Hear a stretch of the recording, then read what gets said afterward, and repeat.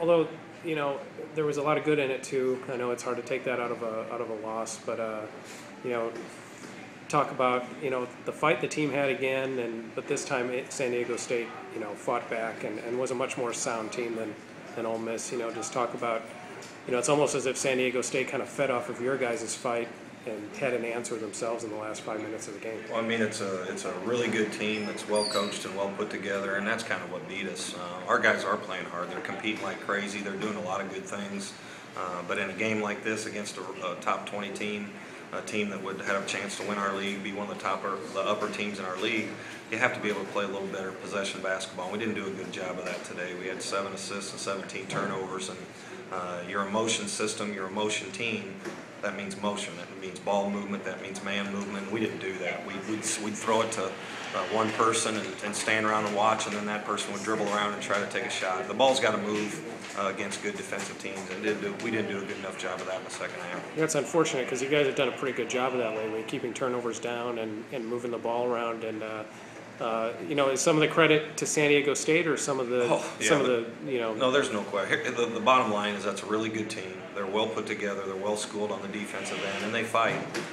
And tonight in the second half, I got to do a better job of giving us things that can help us get good possessions and get good shots. And our guys have to do a little bit better job of listening and executing when it's tough. When it's tough, you really have to concentrate and focus and have the inner toughness to get the shot that you want. We just didn't do that today, and you can't beat a good team with 7 assists and 17 turnovers. Despite all that, it's a game, going down the stretch, and talk about the team didn't do some things that they needed to do, but on the other hand, put themselves in a position in other ways to make it a game, which I know that's kind of moral victory talk, but they did have the opportunity to win this game regardless. We fought and we made it tough on them, as tough as we possibly could. That back-breaking play there, the 5-point play, really hurt us.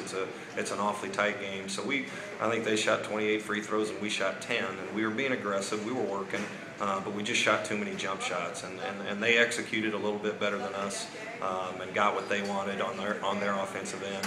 Although we made it tough for them, and then on our offensive end, we just didn't quite execute well enough to beat a good team.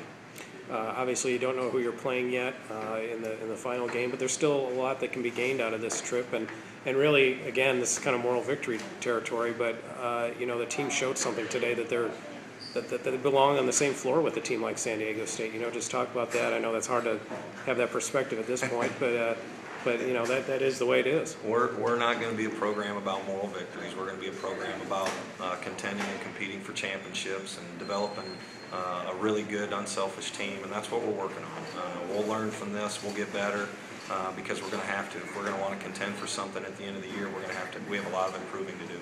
All right, Greg, thanks.